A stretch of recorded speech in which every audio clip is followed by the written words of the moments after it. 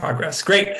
Thank you so much for joining us. I'm Kevin with League of American Bicyclists. We're so glad to have you here. And like I said, thanks to Gina and Renee with American Specialty for joining us. This is our annual kickoff for the club and advocacy organization insurance program. We've been thrilled to be able to offer for so many years and counting. We're glad that you're a part of it. All right. Now, and that works too. Some light housekeeping. Please stay muted. I think you might not have the option of unmuting yourself in Zoom webinar, which is new to me. If we have to, I can reassign that. If you can, add your club or your org name to your profile. This way, when we see questions come in chat, or when we address questions later, we can see who it pertains to. But importantly, save your questions for the end. I think this is my 6th time hosting this webinar, and we always get lots of questions. And by the end of Gina's presentation, a lot of them have been addressed. So it's hard to go back and address them after the fact. Yes, this call will be recorded. And if you registered for the webinar, you'll be on the recipient list for me to send everything to you. Slides, the recording, so you can share with other club officers or board members, etc., and make an informed decision about your insurance needs. And then afterward, I'm sure there will be more questions than we can get to. So address questions to Renee Watterson, and you'll see this email address later too. Okay. Thank you. Thank you. The League right now is at over 400 member advocacy orgs. Yeah, there's more than that number of advocacy orgs in the US and more than 500 bike clubs. I think this is a high watermark for the last few years. Certainly COVID had something to do with bike clubs taking a hiatus and coming back, but we're so thrilled that we're riding with you. As a reminder, all member clubs and advocacy groups that are members can buy into our group insurance policy. Not sure if you're a member or not, visit our brand new membership page, bikeleague.org/join-now. Yeah, and you'll see that later. And then you can always contact me, Kevin@bikeleague.org, with questions. And yes, that's me. My kids are a few years older than that now. Your membership supports our work. Yes, we are your representation in Washington, and with your support, we're working directly with Congress to actively build more bike lanes and trails. We're building a coalition of health, environmental safety orgs to address important topics like road design and vehicle design. It becomes increasingly important. And we're the group that consolidates and creates all that important data analysis to present to your state DOT, your city leaders to make the case for more biking and walking. And this is very, very high level. I know that some of you may not be all that familiar with the League and what we do. Others know us for our Bicycle Friendly America program. If anyone has ever said Bicycle Friendly Community or Bicycle Friendly Business to you, those are our trademarks. Those are our programs. It's the program where we work with cities, towns, businesses, and universities to help them build better places to ride. Smart Cycling, our gold standard bike education curriculum. Many people here, I'm looking at the list of names, are League cycling instructors. Thank you.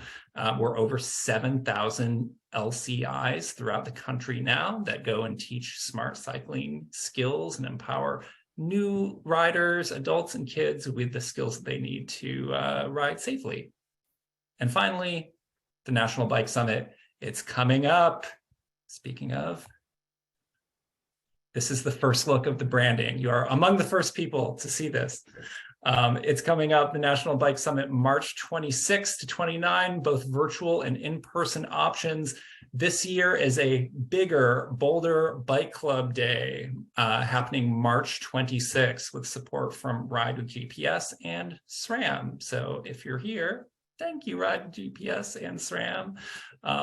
Bike Club Day is a virtual block of programming on Sunday, March 26th. We'll talk about, you'll learn from club leaders around the country important topics like recruiting new ride leaders and volunteers, how to build a good route, how to promote events. So I hope you consider coming to Bike Club Day and to the rest of the National Bike Summit. And if your group is affiliated with Major Taylor Cycling or Black Girls Do Bike, or is otherwise BIPOC centered, thanks to SRAM, you have free entrance to the virtual summit. So talk to us. We'd love to have you there. Okay. Here are those email addresses. We'll go back to them. Anything league or membership related, I'm happy to chat anytime. Kevin at Bike League. The team at American Specialty are Renee and Gina. And before I hand it off to Gina, I know she's ready to go, I'm going to launch a little poll because we're very curious. How many are active subscribers in the insurance program last year? Yes, 2022 is last year. And how many of you are current members? Because this list went out to our full list of anyone who's ever led or been a leader of a bike club. So there's a lot of people there. Get them trickle in. Yeah, nice. So the vast majority are both current subscribers and current members. That's great. About 10% not, a couple percent not sure. That's okay. Okay. All right. So I am going to, I'll share results. I love stats. Okay. All right, looks like we got a chat. Okay. All right, I'm going to hand it over to Gina.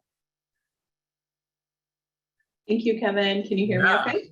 Oh, I've got to stop share. Here we go. All right, now you can. Can you hear us okay? Very good. I'm here with Renee. Renee is just outside of the camera. I'm going to say that it's intentional, but we'll see. We'll go with that. I am going to try to share my screen, so just bear with me here. I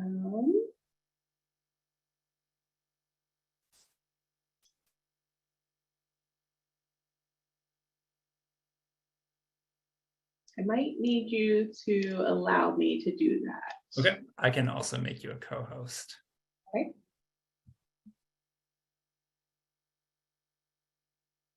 Thank you for doing the poll, Kevin. It's always helpful for us when we're talking about the insurance program to know if we're talking to the majority of folks who have been part of the program, or if the majority is new to the insurance program. So we'll be able to kind of we'll cover everything for those who are not part of the insurance program currently, but we'll be able to customize it a little bit better. So yeah. All right, share screen now. You able to do that? Oh, here we go.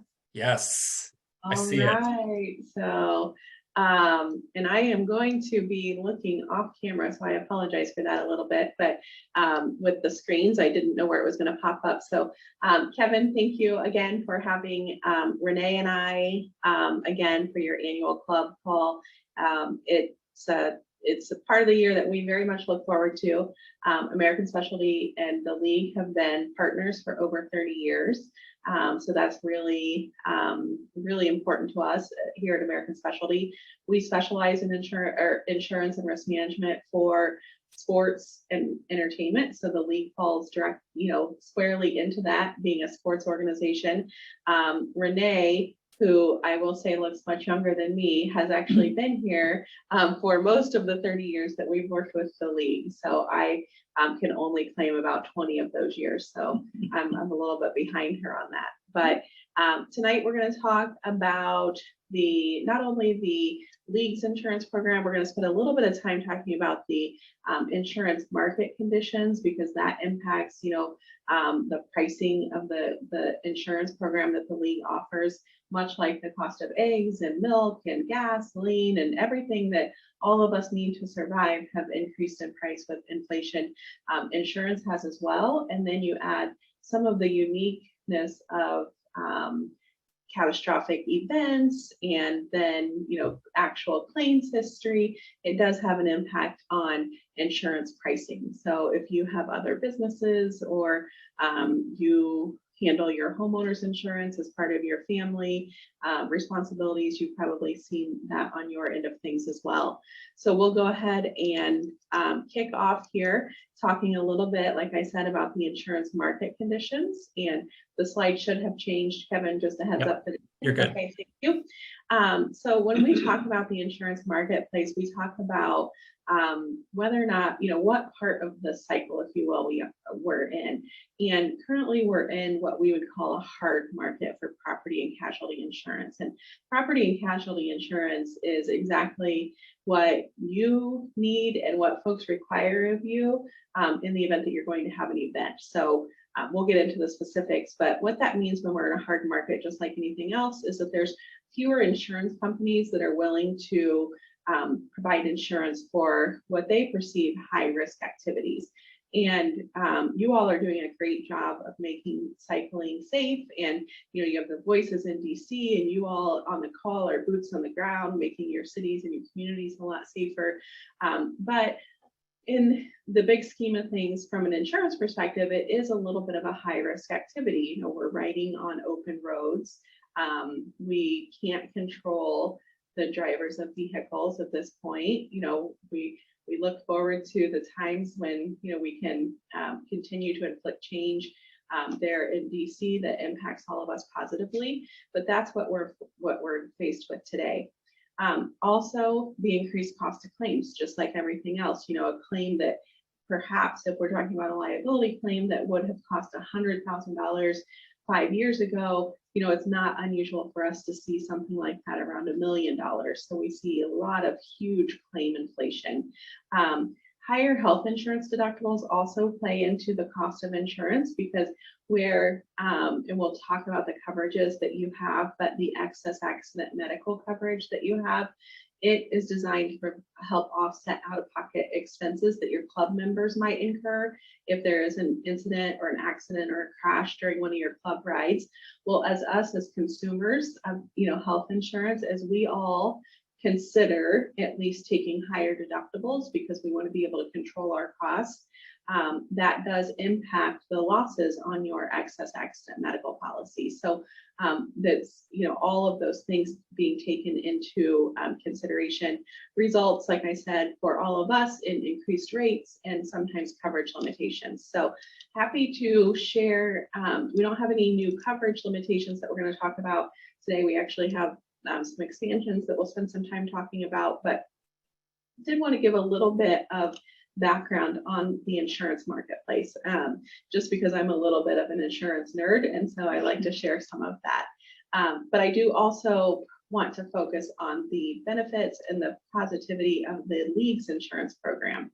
When you join in, when we say we have 87% of you all have participated in the League's insurance program.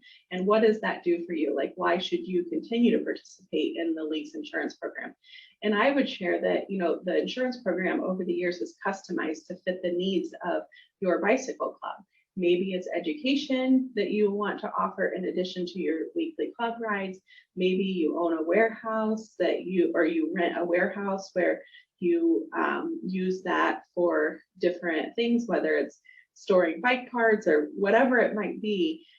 It could be that you need coverage for fundraising activities, not just your weekly club rides. So over those 30 years, we've evolved the insurance program to kind of keep up with what we're hearing from the clubs as part of, these are our standard business operations and we need to be able to insure them. Sometimes it takes time for us to vet those exposures. I think back to mountain biking, when some of the bigger mountain biking organizations went out or were not able to find insurance coverage, we saw an influx of mountain biking clubs wanting to come to the League so that they could get insurance.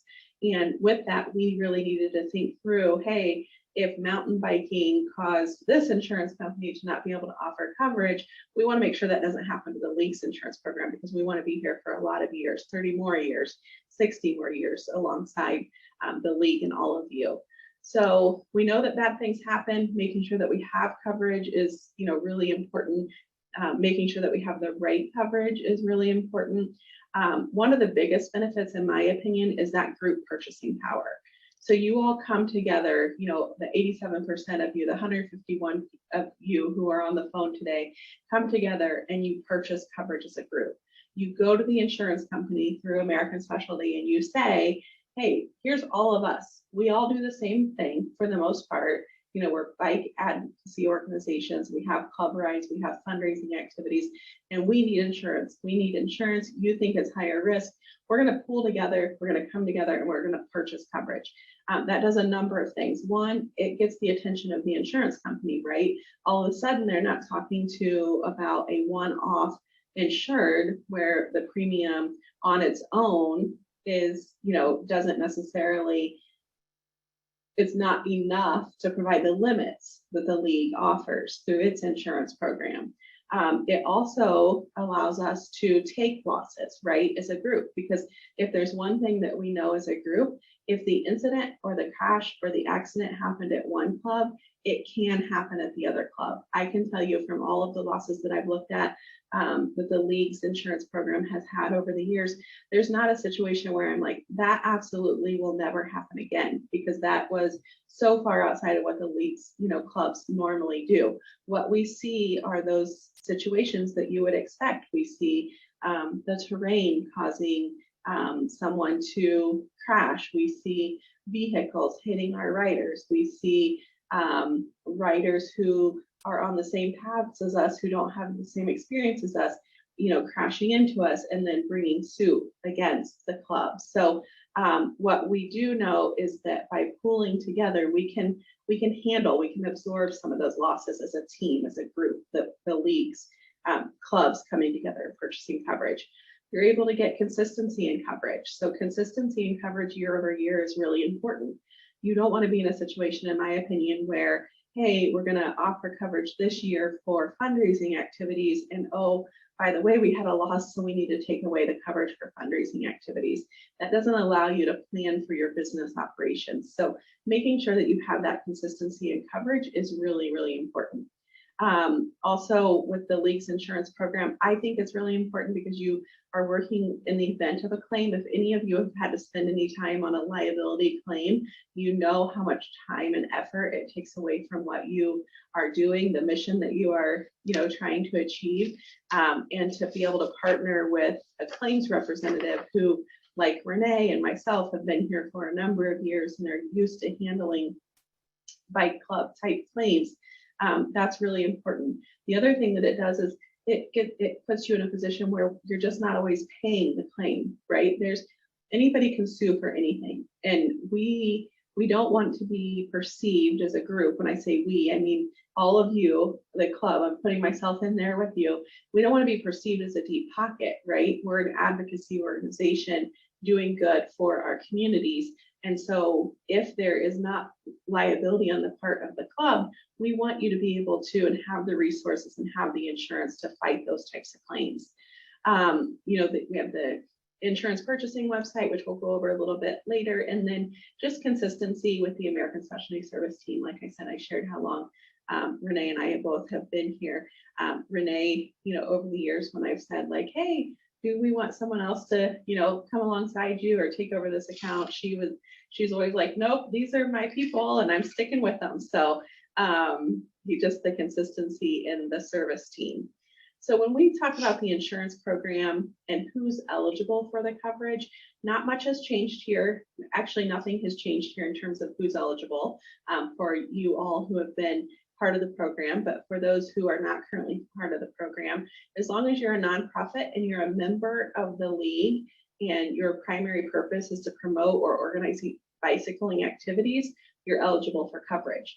You're not eligible for coverage necessarily if like, hey, I'm an event organizer, I'm not a bike club, I'm not a member of the league, and I just need coverage for this one event. That's not really what this program is designed to do. This program is designed for our clubs to have coverage for your annual business operations that are specific to a bike club, the advocacy, the club rides, the fundraisers, things like that. You do not need to be incorporated or have tax exempt status to be eligible for coverage. We get that question sometimes, so we went ahead and threw that in there. I mentioned mountain biking clubs. We do have our what we call untraditional clubs are certainly welcome.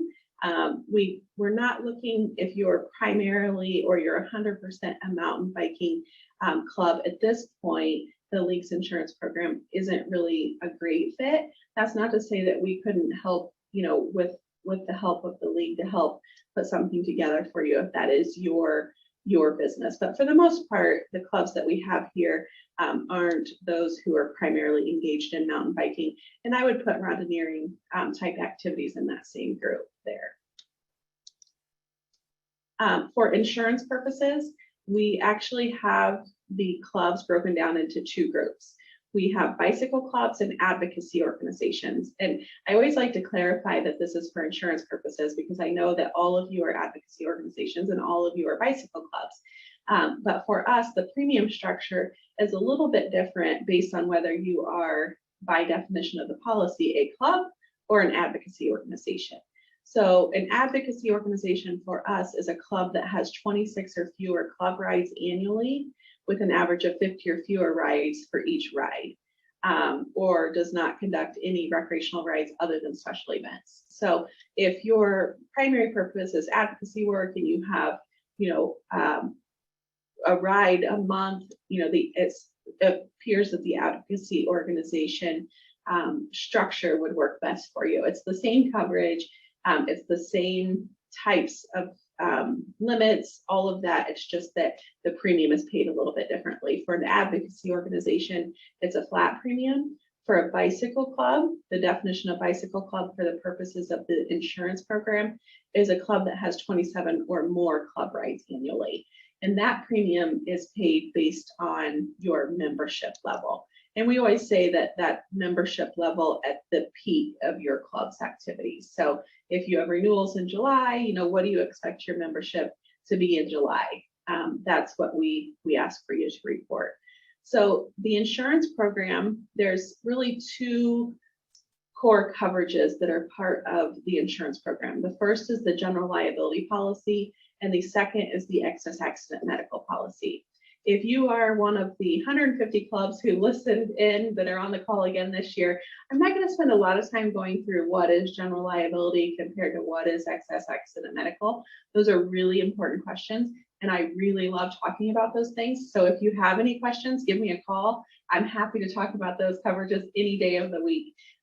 But for you, I think that I wanted to focus a little more on,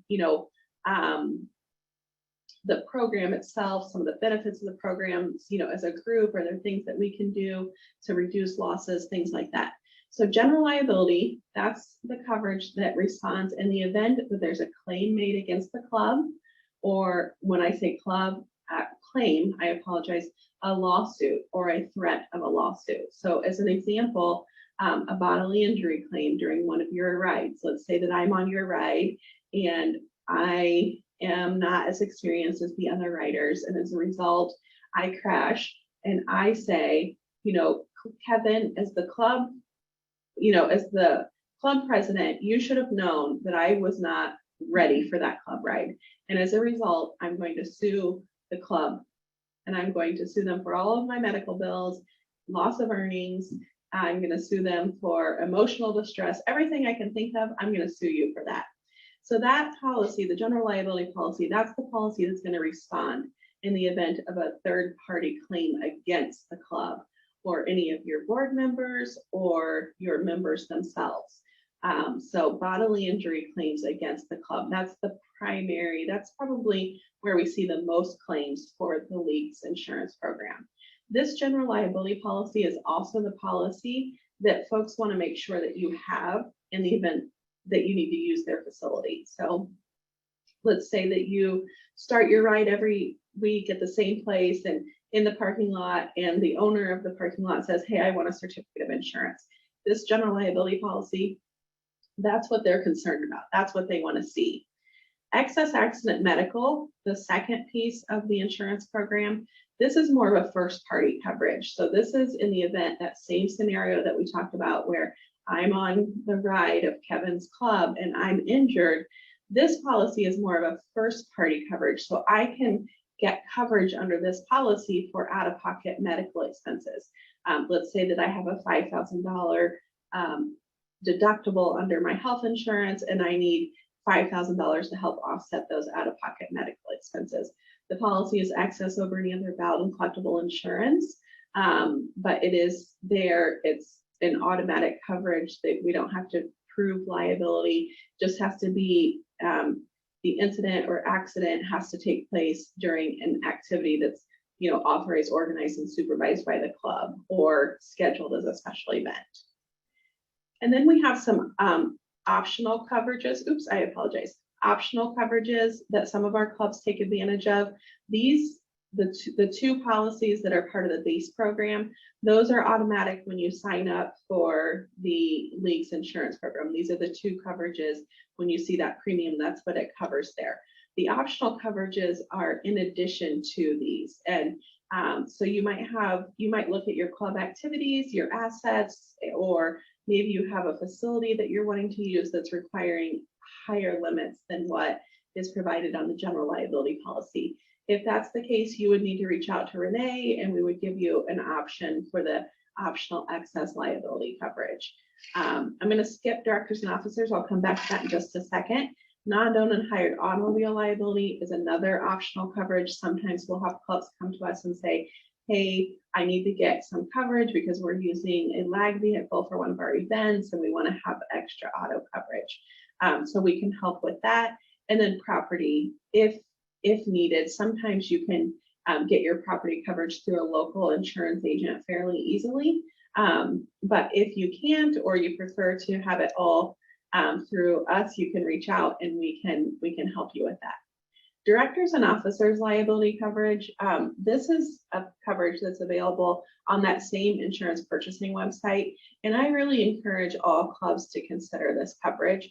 It covers the same individuals and entities that the general liability policy covers. So still covers the club, your board members, your volunteers, and your members. But the general liability and the directors and officers liability policies, they provide coverage for separate types of claims. They're really designed to dovetail each other. What's the general liability policy, remember, provides coverage for third-party claims of bodily injury, but it does not provide coverage for the wrongful acts of the organization that don't result in bodily injury. It does not provide coverage for employment practices liability, which you might say, well, we don't have any employees, so we don't need employee practices liability coverage. But with employment practices liability, that also covers things like a member who wants to become, or a potential member of your club, and you say, for whatever reason, maybe there's a criminal history that prevents this person from becoming a member of your club, and you don't allow them to participate. Or let's say that it's someone like myself who's not as advanced as the other club members for writing, and it just doesn't make sense. It's not a good fit. If there's a lawsuit for claims of discrimination, things like that, or a claim of those types of allegations, the directors and officers liability policy would respond. So again, that's an optional coverage. There's a separate link on the purchasing website that you would go to. Again, the coverages are really designed to dovetail each other. Sometimes we get asked the question, like, should we buy general liability coverage or directors and officers liability coverage? And Renee always likes to say, hey, I'm not actually sure. I'm not smart enough to know if you're going to be sued for a wrongful act or a bodily injury claim. So as your agent, we would recommend that you purchase both, or at least consider both coverages. If you do have employees, workers' compensation is a coverage that you should certainly talk to your local insurance agent about, or if your club owns any automobiles. So if you have owned automobiles in your club's name, we would need you to work with a local insurance agent on that. For those LCIs who are maybe wearing more than one hat, or the club hat and LCI, LCIs as individuals automatically receive the general liability coverage for their individual education activities that are conducted in accordance with the league's guidelines. So the covered activities that I wanted to go through, like I said, I don't want to spend a ton of time on insurance, but the covered activities that we wanted to go through because we think they're important are the club rides. So those are recreational bicycle rides that are conducted and supervised by your club and no fee is charged. Again, in order to be an advocacy organization, you can still have club rides, but no more than 27 rides in a 12-month period. So it would be the same whether you sign up as a bicycle club or an advocacy organization. The policy is designed to provide coverage for your club rides. It also provides coverage for your special events. Now, special events are recreational bicycle rides that, again, are conducted by your club, but a fee is paid for participation in that special event. Special events have to be reported prior to your special event, and then the premium paid following the event. What the premium is going to be based on the number of participants in your special event ride. And if you have club members participating in the ride, don't count those members. You're only going to count those who are not paying or members of your club already. So that's a benefit. We see other programs where you have to pay again for that club member. We don't want you to pay twice for that club member. You're already paying when you're saying how many members you have in your club or estimating. We're already considering their participation in club rides and special events. In addition to your bicycle related activities, your club meetings, your fundraisers, time trials, bike education courses, promoting, Safe Routes to School program, bike refurbishment, all of those types of exposures, all of those customized coverages that we've added over the years based on your activities, they're contemplated in the policy. You don't have to have a certificate of insurance to have coverage for them. It's provided more on a blanket basis. Now, there are some what I'll call red flag activities that we'll need to talk about here in a few minutes, which I'll pull those up and we'll talk through those. But before we get to that, we wanted to talk about other important items to know that when we're talking about what is covered and best practices. So if you have been part of this meeting in the past and you've stuck around for the Q&A, you would have heard many questions about electric bikes and are they covered, and what is class 2 covered and class 3 covered and class 1 covered. And you would have experienced Renee and I stumbling around trying to explain that there's certain classes are covered and certain classes aren't covered. And if you are riding backwards on your bike, then maybe there is coverage, maybe there's not. So we are really excited to announce in 2023 that the insurance company has come alongside the league and said, okay, league, we hear you. We hear that your clubs need this coverage and that we don't have the ability as club members to determine what class of bike someone is showing up to our event at. And so the insurance program will include coverage for all 3 classes of electric bikes, as well, in compliance with the, as long as it's in compliance with the Consumer Product Safety Commission. So I saw a celebratory hat come up. One lonely celebratory thing. I want to pause here and I'm taking it. So I want to pause here though and thank you for. I really can't stress how much work it took on Gina and Renee's part to convince the insurance company that e-bikes are bikes and that they're all worthy of being insured, and that it was cumbersome and burdensome to verify and check and make sure there's no class 2 e-bikes, or is that a 1 or is that a 3? It took a lot of work, so thank you. Celebratory emoji. Yes, there's lots of emojis coming. We appreciate that, and I appreciate the kind words, Kevin, and I want to echo those for the league as well.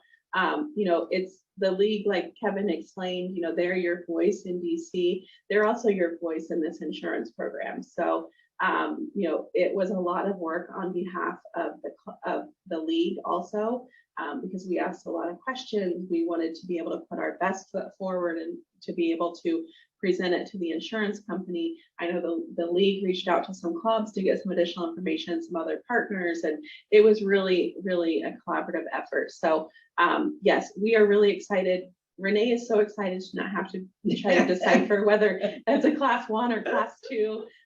We heard you, and we're excited that's the where we're at in 2023.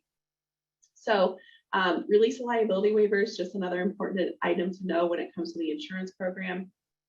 We recommend those for being signed annually. Those will help us in the event of a liability claim. Mountain bike activities, we do require, the insurance company requires the mountain bike waiver to be signed before each activity. That's something that we'll continue to drip on the insurance company about, like, hey, can we get this to move to an annual waiver? Helmets recommended from an insurance risk management perspective. I know you all are really good about that. And so, we don't see a lot of claims that say like, oh, had there been a helmet, this wouldn't have happened. So again, over the years, we've added things. We did add the non-competitive walking component, which is unique to the league's insurance program. I would say walking isn't necessarily doesn't have the same stigma, if you will, in the insurance industry as maybe cycling does, but adding something that's unrelated to a bicycle to a bike insurance program is a little bit unique. So that's really has been well. I think that it's been well received by the clubs. Defense outside the limit of liability. This maybe I should have put on the front slide. I think it's really important, and I want to explain what that means. So under your policy, you have $1 million per occurrence limit under your general liability policy, and it applies only to your club. Each club has its own individual limits, its own individual aggregate. You're not sharing your limits with another club. But the defense outside the limit of liability is what that says is that if I'm injured and if I sue your club for $1 million, and the attorneys don't work for free, so their defense cost, I'm just going to make up a number, $250,000.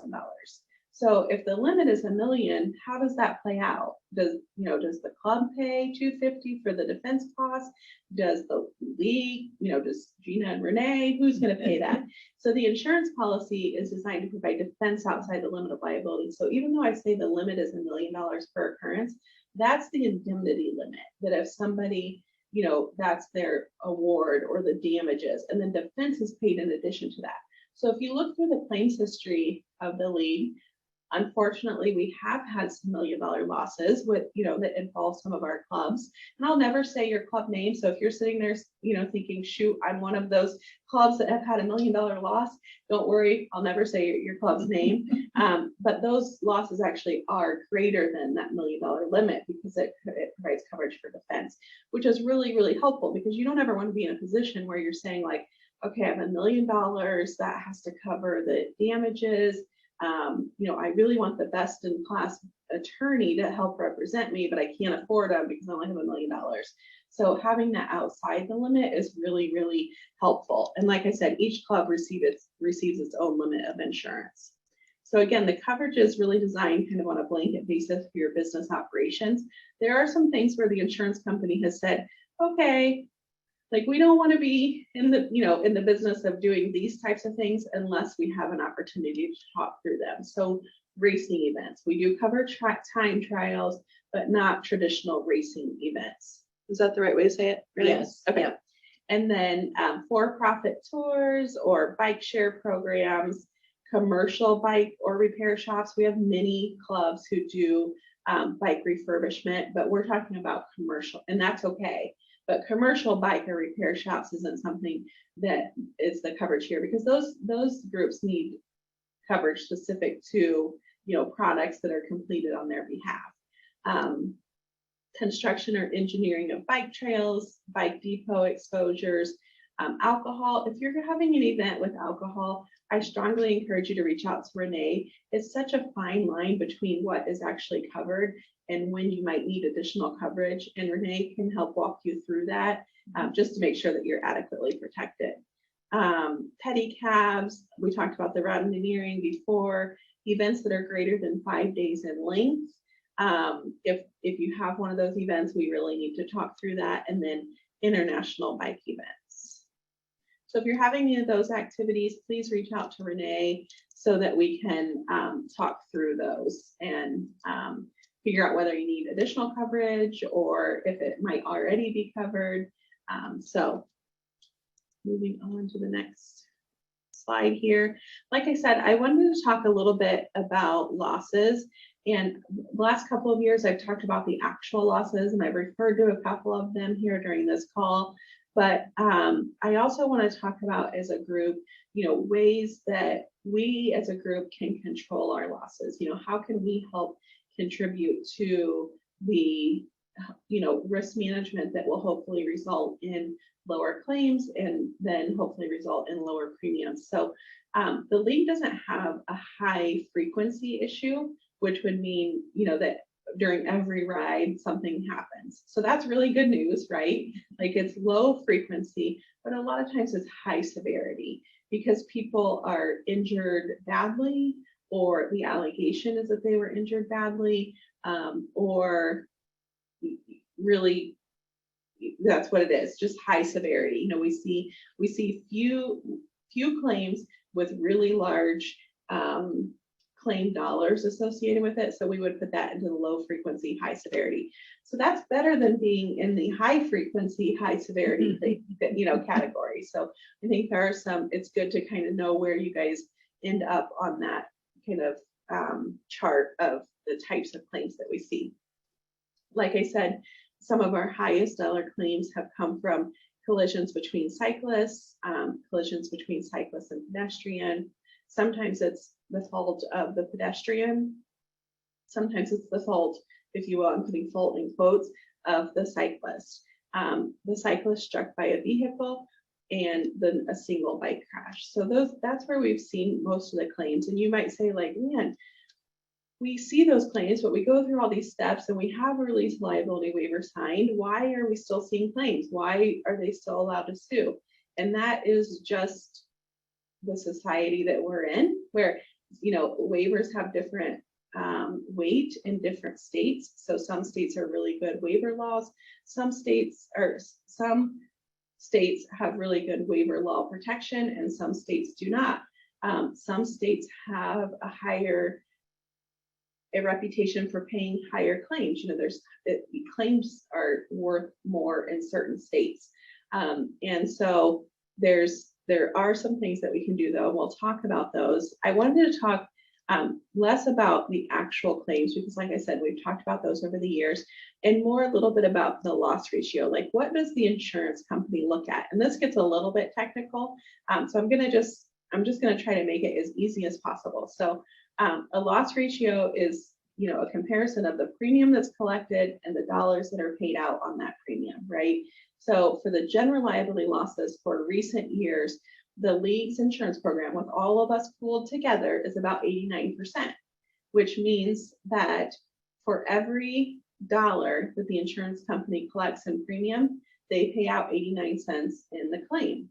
So they're looking at it and saying, like, okay, well, I still have to pay the claims person who, is paying the claim. And then that might include additional defense costs. So that loss ratio is high, if you will, from the insurance company's perspective. But what's really important is that you have an insurance company, an Arch Insurance Company, who's been a partner for a lot of years and has said, like, hey, we get it. We know that there's going to be losses. We just need to make sure the premium is where it needs to be so that we can, like I said, absorb some of these losses. And then when we look at the accident medical loss ratio, it's about 77%. So every dollar that the Mutual of Omaha, who's your accident carrier, collects in premium, they pay 77 cents out in claim dollars. So these loss ratios are what we would say are a little bit hot. That's what drives the premium, in addition to the inflation and all of the things that we talked about earlier. So I wanted to take a minute to talk about kind of a risk management process. We haven't, as this group, talked a lot about risk management process and what that means. The insurance company is not saying, hey, you have to implement this new risk management requirement to have insurance. This review here is just to get us thinking as a group about the safety of our rights. We can't control what other people do, right? But we can control the things that are in our control. So we really like to boil down the risk management process into 5 words. And the words are on the screen here, and I'll go through them. Avoid, reduce, contract, insure, and retain.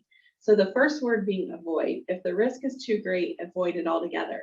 Now, I'm pretty risk adverse, so if everybody in the world would avoid all risk, I would feel pretty good, right? Well, we can't avoid all risk, right? I wouldn't be sitting here in my office if I avoided all the risk, because I had to drive here. And, I have to drive home, and, we have to assume this. There's risk in everything that we do. But there might be situations where we look at it and we say, the risk is just too great. We're not willing to do that.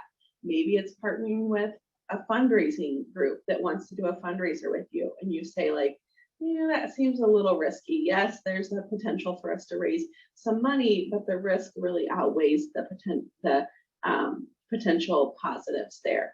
Maybe it's a certain route. This route is the route that we've taken for 5 years. We love this route, but maybe something has changed.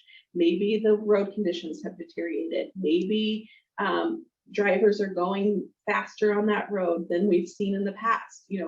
Those are things that we can avoid. We can avoid the things that are in our control. Where we really like to spend most of our time, and I know as all club leaders, you all spend most of your time, is reducing the risk, right? What can we be doing to reduce the likeliness of a crash or accident during our club activity? And so this is where, while it might be really wonderful if we avoided risk altogether, for some people, it might not be wonderful. For me, I probably wouldn't have a job, right? And we wouldn't be doing all the things that we love to do. We really need to focus on ways to reduce it. What can we do when we're getting ready to go on a club ride, and we take a look around and we're like, hey, the weather conditions really aren't great. Like calling off that ride. And I know it's hard, but we're gonna call that ride off. Or we're gonna drive the route before the club activity to make sure that there aren't any new hazards that we need to be aware of. Or we have a new club member who's coming on and wants to ride, knowing and understanding what their level is and having a plan for them to either be able to keep up, to continue to be part of the club ride, or maybe making sure that they understand what the club ride entails so that they're not, pushing themselves into a level of experience that maybe they don't have. The third word is contract, and that's when you transfer the exposure to another party. So the best example of that is a release of liability waiver, right? What that is it's a contract. Now sometimes, like I said, some laws or some states have better waiver law than others, but a contract is just that. A waiver is just that. It's a contract. It's the contract of the person saying, I know that there's risk. I'm going to do, I'm assuming that risk to participate in this event. So you might ask, like, hey, you just said that waiver laws in my state aren't very great. So why do I need to go through all the steps of having a release of liability waiver signed? We would say it gives us something to talk about, right? It may not hold up as well as it does in another state, but at least it shows on our part that we did what we could to make sure that that individual understood the risks associated with our event. Insure, that's what we're all here for tonight, making sure that you have insurance, and insurance that covers the club activities that you are going to be participating in and offering to your members. And the fifth word is retain. And that's really, if the risk is not avoided, reduced, or transferred, then you end up self-insuring that loss. So really you want to avoid retaining the risk as much as possible. I also like to say, if you don't like the results of retain, where it's coming out of your dollar, out of your pocket, go back to avoid. If you can't reduce it, you can't transfer it away contractually or to the insurance company, we probably need to avoid it altogether. So, some of the activities maybe that we talked about before, whether it's, I don't know, let's say a fundraising activity that involves parachuting or something like that. That would be something that you might say I need to avoid altogether. So again, I don't have all the answers in ways that we can reduce risk. Much of it is outside of our control. But I think if you can remember these 5 words, and you can apply them to really any situation of like, hey, is this something I should avoid? I don't think so. But what can I do to reduce the risks associated with this actual event? So then we've talked a lot about the insurance marketplace. We've talked about the insurance program, the losses, hopefully ways that we can reduce losses in the future. And so we wanted to share the 2023 insurance pricing with you, which is, I know why most of you have sat here for the last 52 minutes, and I understand that. Like I said, going into this call, you will see an increase in pricing in 2023. We're hopeful that the pricing is getting to a point where we can absorb those losses as a group. We're thankful that those losses are part of a group insurance program so that your colleagues who have experienced a loss, or you that experiences a loss in the future, is able to continue to secure coverage, right? That's the goal, is that we can continue to secure coverage, the coverage that we need. So I have the pricing up here for you. Overall, the bicycle club increase is about $2 per member increase over expiring. Like I said, when you're estimating the number of club members, you're going to use the peak of your club activity. So if your club activities peak in July, then we would recommend that you use your club members for July. It's non-auditable. So if you come back and say like, hey, we added 10 new members, you don't have to report those to us. If you have a huge influx in membership, sure, it would be a good partner to come back and say like, hey, we've doubled in size. And so, but that really is on you all. The policy doesn't require that. Advocacy organizations, for our advocacy organizations that don't have any club rides, your premium will be, that flat rate will be $300. And then those with club rides will be $402. And again, for an advocacy organization, that's an organization that has 26 or fewer rides with less than 50 people. The special event pricing. So for special event pricing, the increase is about $3.42 participant, or $3.42 per participant higher than expiring. We certainly don't want to tell anyone how to run their business, but we like to share it in this format because we know that in order to have a special event, what triggers the need to schedule a special event under the policy is to charge a fee. If you're charging a fee, then you have to schedule it as a special event. So it's good for you to know what the pricing is, and hopefully you can build that pricing into your fee to participate in the event. Again, you're not going to count the members when you're reporting your special event participants. So if you're a bike club, if you're an advocacy organization, you will report those members because your premium is not based on membership numbers.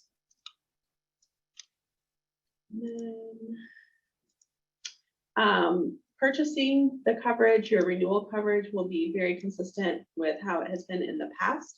And for those who have not purchased coverage in the past, you'll go to the AmericanSpecialty.com LEB website. You'll also receive an email notice that the website is up and running and ready to go, which we anticipate that being. I'm hoping tomorrow. Renee is hoping tomorrow. So cross your fingers. At the very latest, we would anticipate that being ready by Friday. And so you'll get an email from us. Oh, I said early next week, but that was before Renee was sitting here with very high goals here. So I really do think it'll be ready by this week. Okay. And on that note, I should, assuming I can gather these slides, Gina, I should be able to get slides and recording of this emailed out to everyone who registered for this webinar, so you can share with, board members or other leaders. If you can email that link to me as well. Okay. Oh, sure. Yeah. Sorry, Kevin. Sorry, I'm whispering Will like do. you can't hear me. Hey, everybody can hear you. So, and then we just have a couple of other notes here.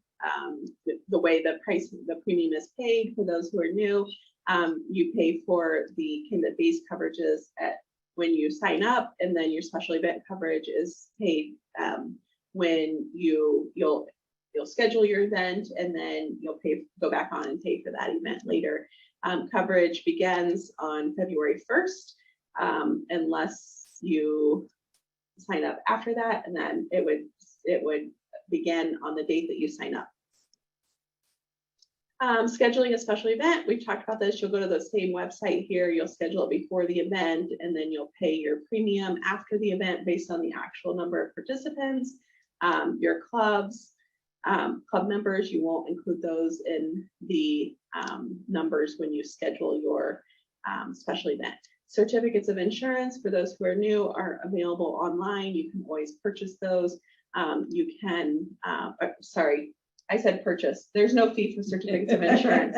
You can always secure those online or by contacting Renee, whichever you prefer. So certificates of insurance are available both places. Directors and officers liability coverage, you'll also find a link on that purchasing website for the directors and officers liability coverage. Here, we already talked about the wrongful acts. That's what a D&O policy covers. And we talked about the difference between the two. We have two separate limit options. One is $1 million. The second option is a $2 million option.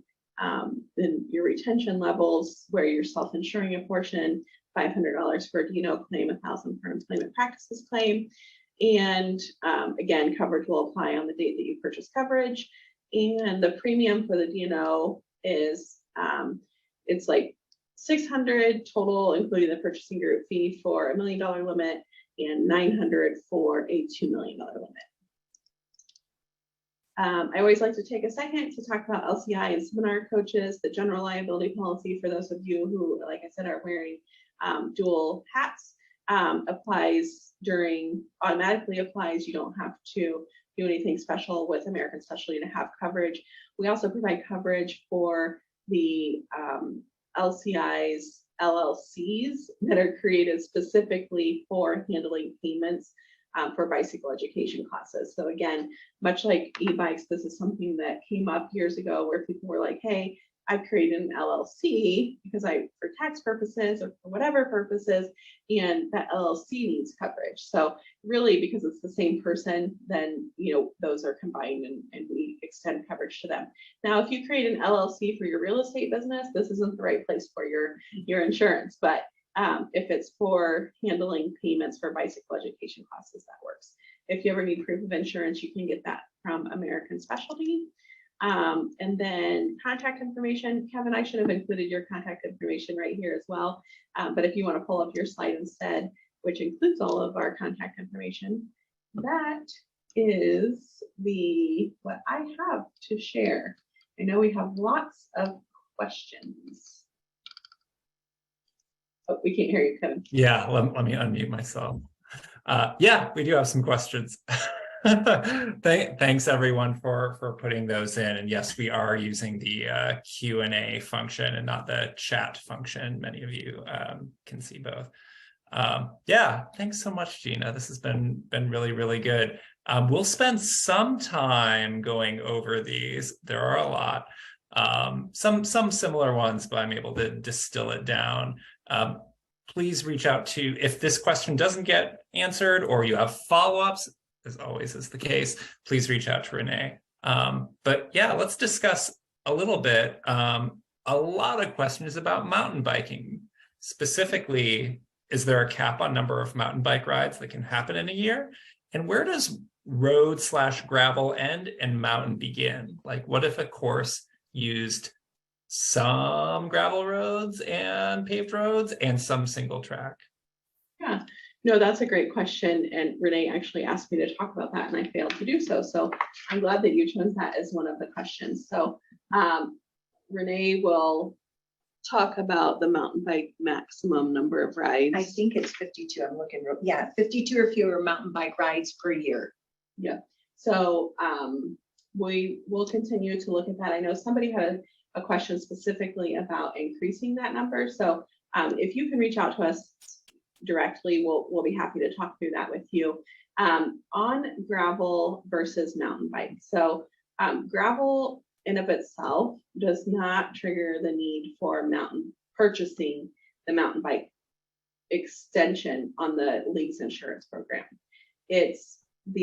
So if you're using a path and there's gravel and then it's paved and it's gravel and it's paved, or you're on a country road and it's gravel, we don't consider that mountain biking. Really what we're talking about with mountain biking is going to be that rough terrain on an actual, maybe through the woods, through a forest, like traditional mountain biking activities. Yeah, thank you. Yeah, that's really good. And did you say, is there a maximum of 52 mountain biking rides in a year? Right. Yes. Yeah. So if you're a club that has more than 52, do reach out. I would say that's not a question that we get often in terms of like, hey, we have more than 52. So if we are seeing an influx in the number of mountain bike rides and, something that we need to talk about going forward, we can do that. So certainly if you're one of those clubs, reach out to one of us directly and we'll talk through what works best for your club. And will the full policy be available or on the website, or just a brief description? Yeah, what we'll do is we'll put the coverage brochure up, which provides a lot of details. There's a lot of words on the coverage brochure, and it provides a really, really in-depth review. If you're an insured club and you do need a copy of the policy, we can always provide you a copy of the policy. Just reach out to us directly. Great. And is there a time limit that someone can submit a claim? So there's two different, I'm going to talk about two different claims. So on a general liability policy where they're bringing a claim against the club, there's not really a time limit on the policy, but a lot of states have every state has a statute of limitations that would say that you can't file a claim or lawsuit after so many years, from the date of the accident. So on a liability policy, the statute of limitations claim would come into play. On an accident policy, there are some not restrictions, there's some requirements in the accident policy that says that in order to have coverage for that accident, you have to have received your medical care within a certain number of weeks. And I think it's 52 weeks. I think it's a year. So the idea being that I was injured in 2019 and I didn't go to the doctor until 2022, that's going to cause an issue. But if I went to the doctor in 2009, I was injured in 2019, went to the doctor in 2019, and now it's 4 months into 2020 and I forgot to send the bill in to the league's insurance program, that's something that can be considered for sure.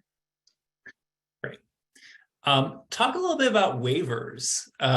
Should they be paper? Can they be electronic? A lot of our members are renewing automatically every year. Do we need to collect a waiver every year? How are they submitted? Yeah. So electronic waivers are definitely, is a viable option for clubs. What we say for an electronic waiver is to make sure that you're using a software or a third party, however you're collecting that information, that you can reproduce the release of liability waiver, right? What we did see early on, not with the league's insurance club, not with the league's clubs, but with some of our other clients, is we moved to electronic waivers and it was really helpful from an administrative perspective. But what was not helpful was that when there was an actual claim, nobody knew how to get the waiver out of the system, right? It was like, okay, well, we can't prove that Gina Doyle signed this waiver electronically. So as long as you have the ability to reproduce that waiver with the individuals, either, clicked here, signature here, X, whatever you require, then we find that acceptable. We do recommend having the waiver signed annually. I think it's just a good idea. But other than the mountain bike waiver, it wouldn't be a requirement of the insurance policy. But as a best practice, to control our losses and try to be able to make the waivers as valuable as possible annually would be really good for all other rights. Mm-hmm. On the topic of waivers, what about an event where you didn't really have record of who was participating? Think like a big bike to work day event where you ask people to sign up on Facebook that they're going to ride to work, but you don't have their information. They're not members. They're just sort of encouraged by your activity. Yeah, that's a great question. We can't control those, right? We can't have them sign up. I think if you could put a disclaimer when you're explaining, this is at your own risk, whatever it might be, work with your legal counsel. We also can appreciate that we don't want to scare people off, right? It's like, we want you to bike to work that day. We don't really want to scare people off. It's also another claim or a situation where theoretically it would be fairly, hopefully easily to get you out of that type of lawsuit, right? It was an encouragement for bike to work day. It wasn't led by a club leader, ride leader. It wasn't led by, a volunteer of the club. So yeah, we understand those types of situations. Anything you can do with disclaimer language or, release language, just when you're promoting the event, it will be helpful. But certainly the expectation wouldn't be that, you would get waivers from everybody. Yeah. On a similar note, what about activities that involve children? I saw that Safe Routes to School events were not covered. What if you were leading you're biking to school with a whole group and you decide to organize it? Is there any way to cover yourself with liability when it comes to a kid's event? Yeah. So there's a couple of things to think about there. Anytime you take responsibility for a youth, there are coverages that aren't really, because we're not really in the business, I would say, as clubs of supervising youth. But there are coverages like, for example, abuse and molestation coverage that you would want to consider or look for outside of the league's insurance program if you were taking a group of individuals, youth, to somewhere, even if you're just leading them on a ride. So anytime you have youth, I think there's increased responsibility, which results in increased liability for the club. We do recommend that you have the parents or legal guardians sign a release liability waiver. From a legal perspective, a parent or guardian can't necessarily waive the rights of a minor child, but again, it gives us something to talk about. So what that creates for the club is just a really long tail of potential exposure. So for the statute of limitations on a liability claim, where you might have somebody who is injured today, and let's say they have 3 years to bring a lawsuit against the club, that is different for a youth. What they have for a youth is, if my child is 15 and the age of majority is 18, they have 3 years till they reach the age of majority plus the statute of limitations. So now, from that one incident that happened at your club event, you have 6 more years to try to figure out, am I going to get sued or am I not going to get sued? So there's definitely increased liability when we involve youth. Not that we should avoid that, certainly if we can make it family oriented with parents and guardians there, it helps, but we do recommend waivers for youth as well. Great. Lots of questions about members versus ride participants that many clubs report having a large membership base, which is great, but only a fraction of those people are on any given ride. How are costs structured in these cases? Are they based on that big member pool or the average ride attendance? Yeah, so the premium would be based on the way it is today, would be based on the total number of members. Now, if you are a large club that has a large membership and only a portion of your club members ride, I would encourage you to reach out to us because, that's where we see most of the exposure. I can't guarantee what the insurance company's position would be, but I can let you know that we would certainly, talk through that with the insurance company, because let's say that you're really good at getting annual memberships, right? But you have, maybe it's someone who doesn't even live in the same state as you of your club, so they're not going to be on your club rides.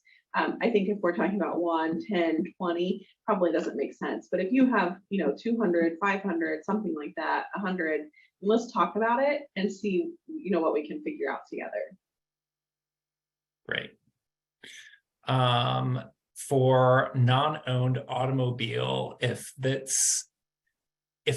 a volunteer is bringing their own automobile, that's not covered under this policy. It would be their auto coverage, correct? Right. So non-owned and hired automobile liability, that is liability coverage. So that's the first thing to remember, is liability in the event that the club is named in a lawsuit as a result of the use of that vehicle. A volunteer's vehicle would be considered non-owned to the club, but it wouldn't provide coverage for damage to that volunteer's vehicle. That would be the volunteer's policy. But what would be covered is coverage for the league in the event that that vehicle is involved in an accident that causes the club to be named in a lawsuit. Yeah. Still lots of questions about e-bikes. There are 3 classes of e-bikes, 1, 2, and 3. The most common right now is 1, where it's pedal assist, not a throttle, goes up to 15. Class 2 has a throttle, can be operated without pedaling. And class 3 is like class 1, but goes faster. It's more complicated than that, but I'll leave it at that. All 3 of these classes are covered. So you don't have to investigate and research every event participant's bike that they're bringing. So good news. What else do we want to?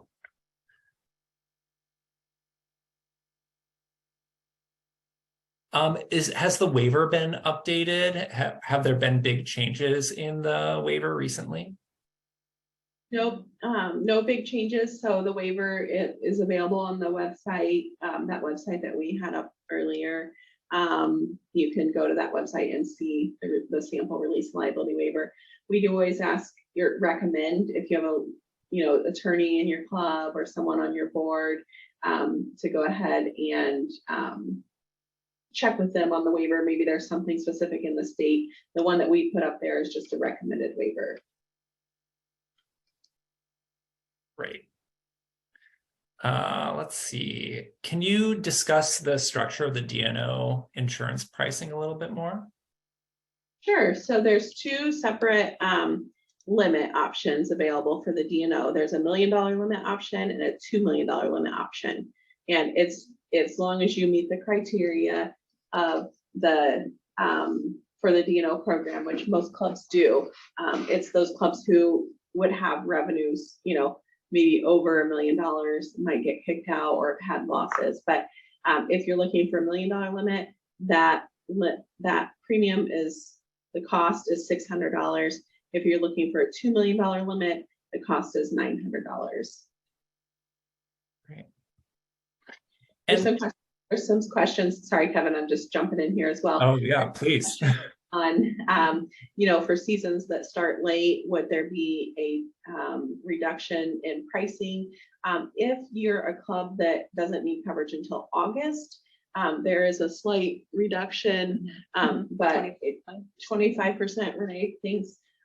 But if it's prior to August, then the full premium would apply. So there's a benefit, obviously, to purchasing earlier, just so that in the event that something comes up or you do some media activities or fundraising or, any type of booth or anything like that, that you would have coverage.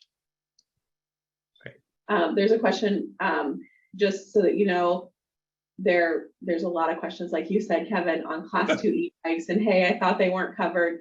That's the great news, is this year there's not the restriction. So yes, Renee was right last year when she said class 2 was not covered, but we're hopefully getting rid of all of those headaches for you. And as long as it is a electronic bike as defined by the Consumer Product Safety Commission, which is also consistent with, I think, any dialogue that you've sent out or the league has sent out on electric bikes, Kevin, then the policy will apply.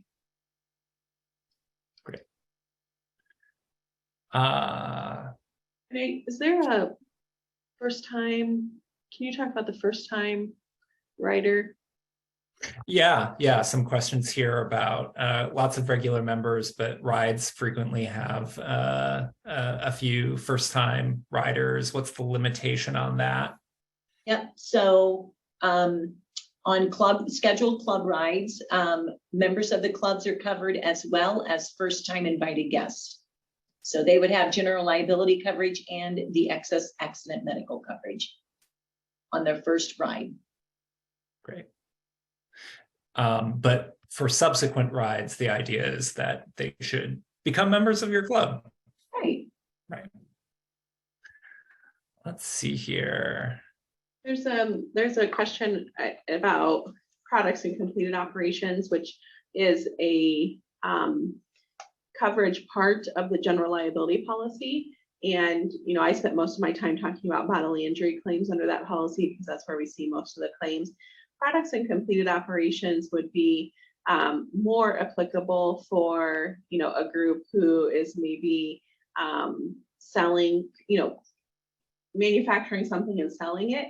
But it could also be like, hey, we're putting together peanut butter and jelly sandwiches and somebody gets food poisoning. So, the club did this, and as a result, there's a claim. It's really, really rare that we see a products and completed operations claim for an amateur sports organization like the league.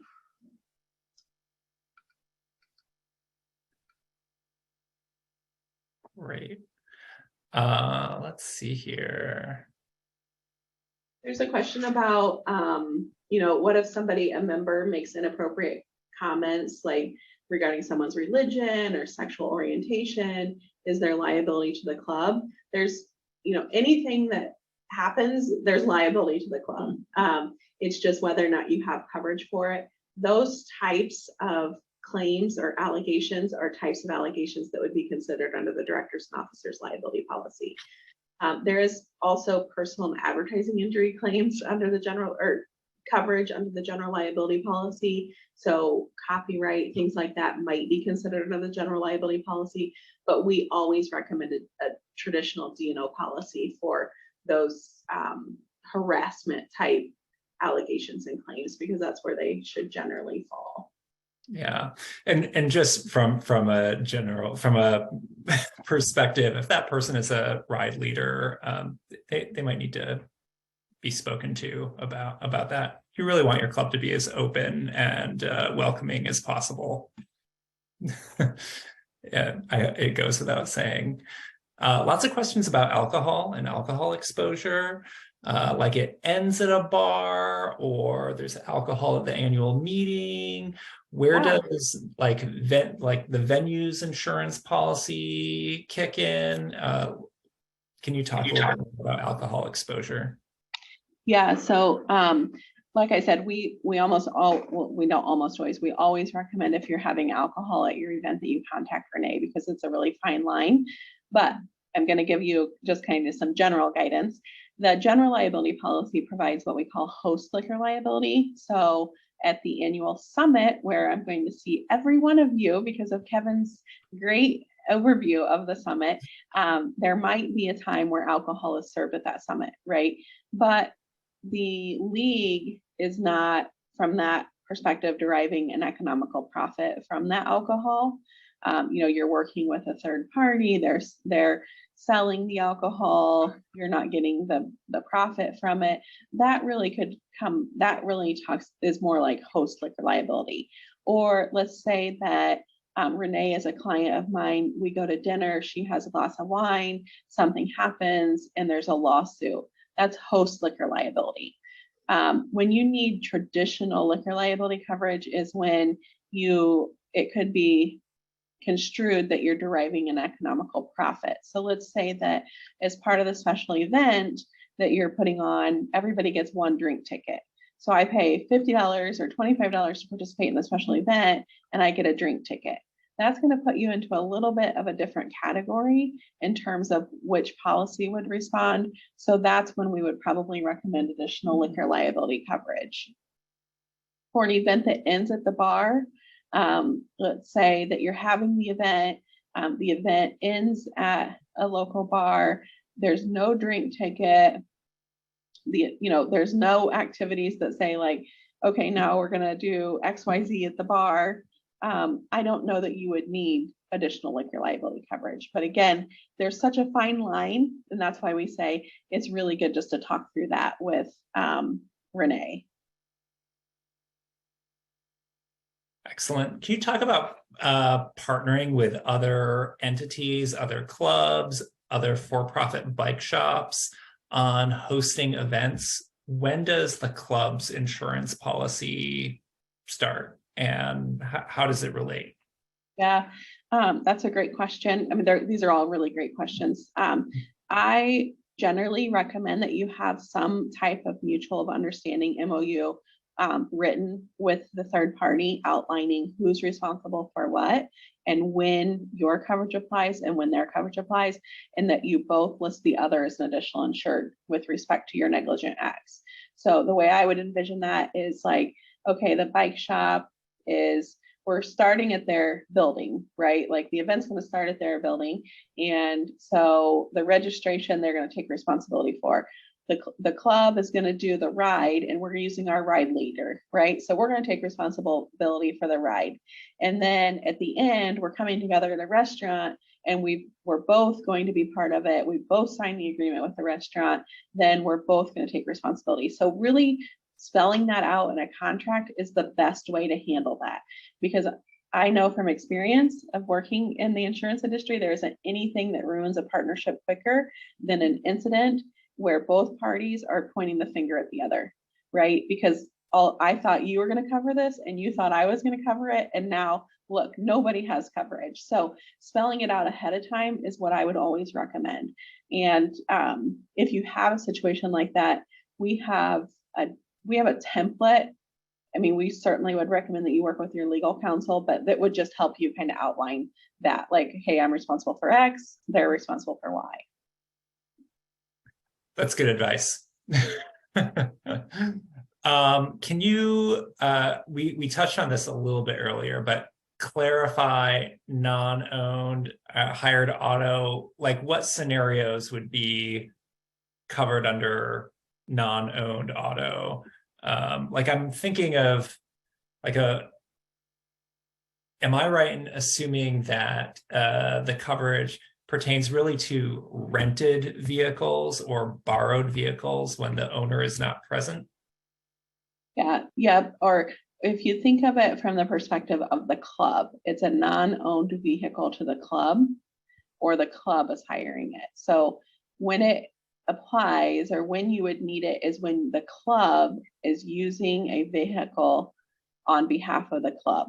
So whether you say to the volunteer, like, hey, we want you to bring your vehicle and drive this on our behalf, that's still a non-owned vehicle used for the club. So a lag vehicle is a good example of that. Or if you have a volunteer who is running errands for you, and they're really, something happens, there's an accident, and then through all of the investigations of the car accident, they find out that the individual is driving on behalf of the club, and then they bring the club into the lawsuit. Without that coverage, you wouldn't have protection as an entity. So it's really, think about it as coverage for the entity, coverage for the club itself. Great. Let's see. What about events that don't involve riding at all? My annual meeting, a bike swap, a chili cook-off, something like that. Yeah, nope, that's great. That's all part of the, the standard policy. Like I said, if you were going to do skydiving or parachuting or something like that, we might say like, hey, that really falls outside of the club's like normal business operations. But some, end of the season celebration, a family, event where you all come together for a picnic or a chili kickoff that you're using as a fundraising activity. Those are all things that we would consider part of the club's standard business operations. Yeah. There's been a few questions about what's considered primary insurance. And as a club leader, can I advertise this policy as a benefit of club membership? Or am I just like holding this just in case? Mm-hmm. No, absolutely. The members are insured under the general liability policy. Mm-hmm. So the members are insured under the general liability policy, and they're also insured under the excess accident medical policy. So it is a benefit of the club member, being a member of the club, to have this protection, so that, if they're one of the individuals where a pedestrian walks out in front of them during a bike event or a club ride, and they're personally named in a lawsuit, this policy would come in and provide protection to them as a member of your club. So yeah, and I would if I was the leader of a club, I'd very much advertise this as a benefit for joining us. I mean, it covers not just the club for liability, but for yourself in case you're involved in a crash during a club event. There's a lot of benefits to riding in a group, but this is certainly one of them.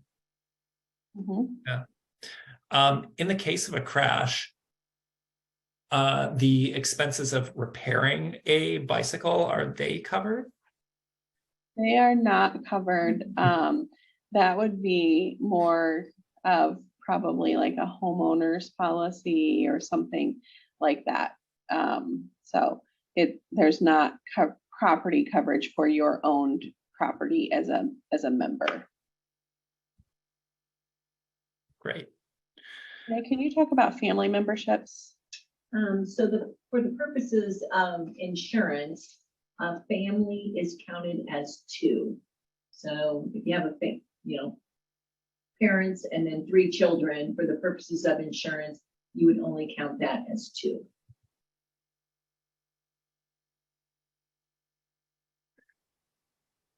See here, a few things that were covered earlier. Let's see here.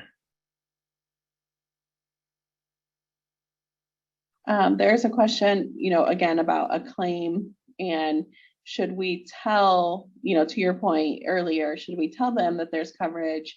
I would, if you have someone who's injured during your club ride, yes, I encourage you to give them the incident report form that you can find on the insurance website that you'll go to purchase coverage, because that will hopefully help, them and help them be able to return as a member of your club, but also hopefully prevent any, liability claim against the club. And again, because we're coming in together and we're sharing in those losses, it's, your premium isn't necessarily going to be higher than someone else's premium because you've had that loss. It's that shared pool, if you will. Yeah. Let's see here.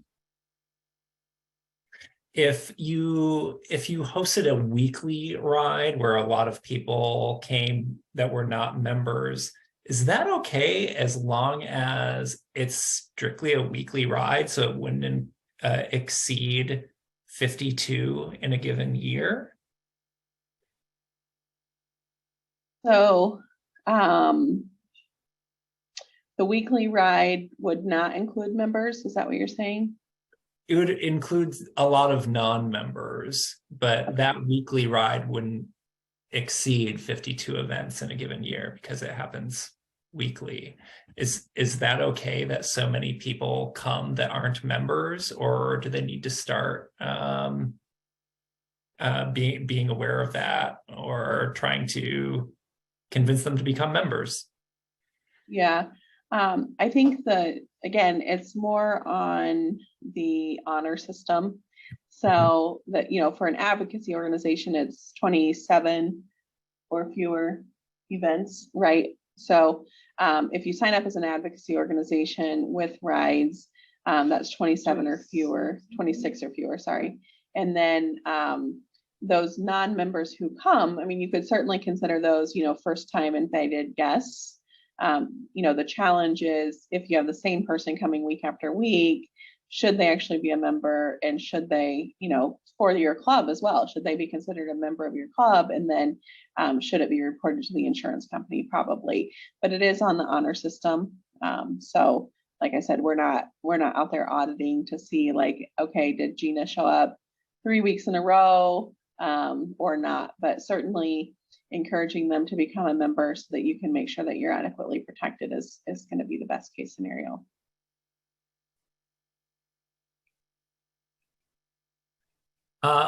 On the topic of waivers, we have them available in paper. You can submit them electronically. It's recommended or requested that you do it, that you produce new waivers every year.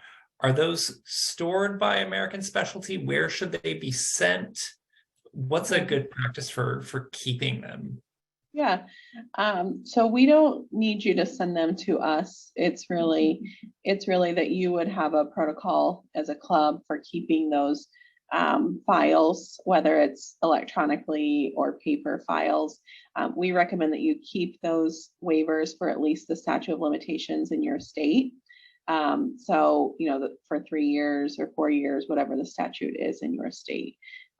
But yeah, we don't collect them here on our end. We would only collect them in the event of a claim, so we would come to you and say, hey, Kevin, do you have a waiver signed by Gina Doyle? Mm-hmm. Can you clarify a little bit the difference between the bike club policy and what constitutes a bike club and the advocacy org? Because there's lots of questions about the members versus non-members. I want to be clear that counting your members and having first time participants who aren't members, that pertains really to the club part of the policy. Yeah, so again, it's the same policy. It's just that the premium is determined differently. For insurance purposes, a bicycle club is a club that has 27 or more club rides annually. And our premium is based on your membership level or the number of members of your club. For an advocacy organization, it's a flat premium, and the premium is based on whether or not you offer rides, 26 or fewer, or not. If you offer rides, it's one price. If you don't offer rides, it's another price. And the reason is because if you're not doing rides, then you don't need the excess accident medical coverage. So we're not charging you for that.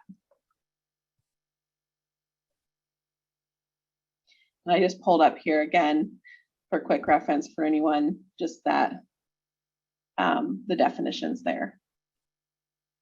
Correct.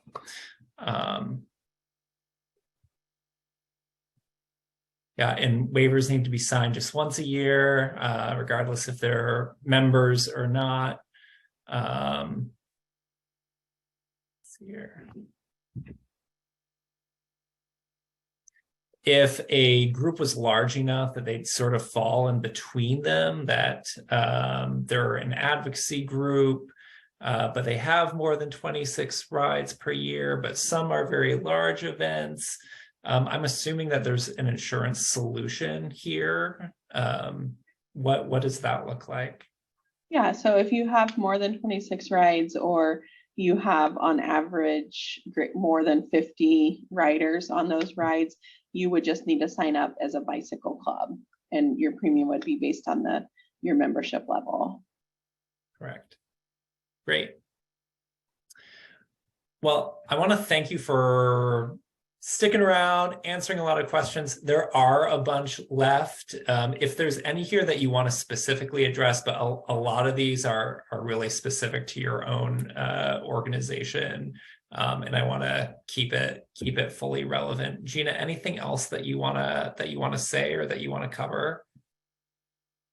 I don't think so. I just want to thank everybody for participating, and if there's additional questions that we didn't get to, will reach out, or feel free to reach out to us for sure. I think some of these, like Kevin said, maybe more specific to your particular club. Lots of questions on submitting claims and how that works. So that's really, I think, a good reminder that we can, we'll make sure that we cover that in the future. The claims information, just so you know, is on the website. So it tells you exactly where to submit it. If you ever have questions about any particular claim as a club leader, feel free to reach out to Renee or I, and we can put you in contact with the appropriate person. We don't, sometimes because of HIPAA, we can't have all of the specific details, but we can certainly put you in contact with somebody who can provide that information for you. Yeah, and I've left up here our contact information. Again, anything league or membership oriented, it's me, Kevin at bikeleague.org, and then Renee and Gina. Really don't hesitate to reach out.